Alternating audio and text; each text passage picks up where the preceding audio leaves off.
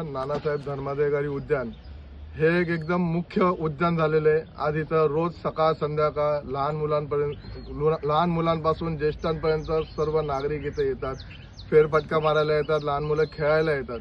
पण ह्या गार्डनची अवस्था काही ना काही प्रशासनाच्या दुर्लक्षामुळे आणि भोंगळ कारभारामुळे हे उद्यान मागील 8 ते 9 महिन्यापासून बंद होतं।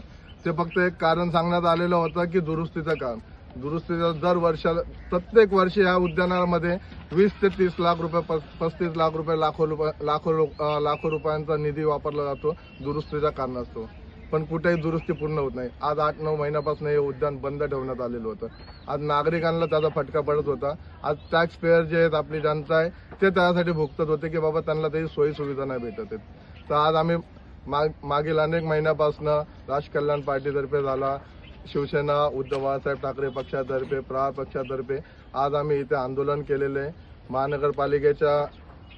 महानगरपालिकेचे अधिकारी स्वतः येऊन त्यांनी पण आंदोलनाची दखल घेतली आणि हे उद्यान आजपासून नागरिकांसाठी खुले करण्यात आलेले आहे।